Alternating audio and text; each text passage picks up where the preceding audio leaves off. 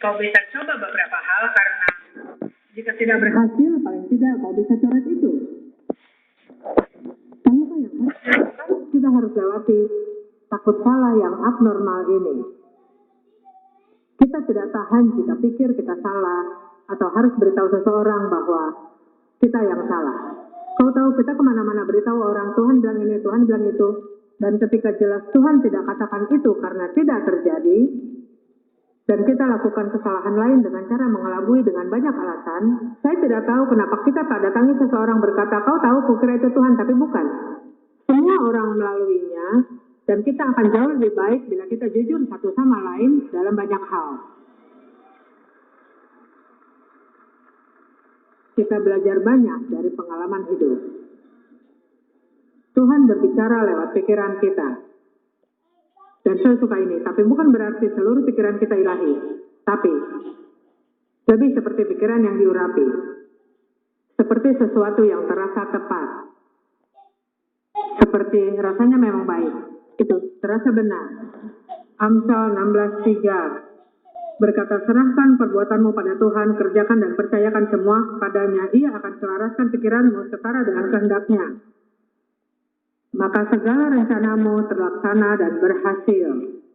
Bukankah indah? Jadi terkadang saya berharap kamu melihat bahwa hal seperti ini nyata.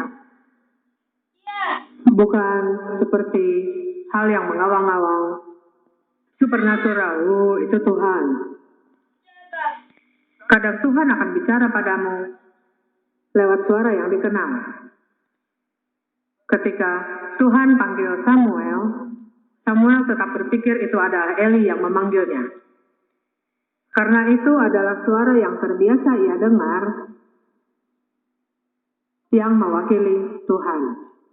Jadi, ada orang tanya padaku, saya tadi mau berbuat buruk, dan saya dengar suaramu di kepalaku berkata, ketika kamu sering mendengar seseorang, kamu banyak dengar gembalamu, salah satu cara Tuhan mengarahkan kita adalah dengan membawa sesuatu dari ingatan kita yang pernah mereka katakan sekali waktu, yang mengingatkanmu sesuatu yang bisa jadi cara untuk melindungimu dari masalah. Jadi, jangan kaget kalau kamu merasa Tuhan bicara padamu lewat suara yang dikenal, yang familiar. Nah, Tuhan juga dapat bicara pada kita lewat keinginan. Tidak semua keinginan kita adalah keinginan Allah. Kalau keinginanmu es krim coklat setiap malam, itu mungkin bukan hal ilahi. Kalau kamu ingini pasangan orang lain, itu bukan hal ilahi. Amin. Kalau kamu ingin tidak memegang perkataanmu, itu jelas bukan hal ilahi. Tapi, saya temukan bahwa jika saya terus ingin melakukan sesuatu, bukan hal yang berdosa, hanya saya ingin terus melakukan, saya temukan seringkali itu cara Allah menuntunku. Dia taruh di hatiku untuk ingin melakukan sesuatu. Dan ada ayat yang mendukung ini. Markus 11:24, maka aku berkata padamu, apa saja yang engkau minta saat berdoa, percaya kau telah terima, maka kau terima. Mazmur 3:7-4, bergembiralah karena Tuhan, maka ia akan memberikan yang diinginkan dan permohonan hatimu. Dan saya suka firman di Filipi 2:13. Karena bukan kekuatanmu, tapi Allah yang mengerjakan di dalam kamu, baik kemauan maupun pekerjaan, untuk menguatkan, menyokong, dan menciptakan kerinduan dan kemampuan untuk memenuhi tujuan. Jadi Tuhan memberi kita kerinduan akan hal yang Ia ingin kita lakukan. Saya bisa katakan dengan jujur sejak hari Allah memanggilku mengajar, saya punya keinginan kuat terhadapnya.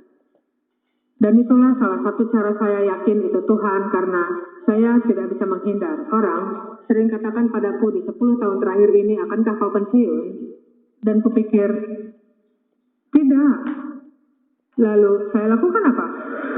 Maksudku, aku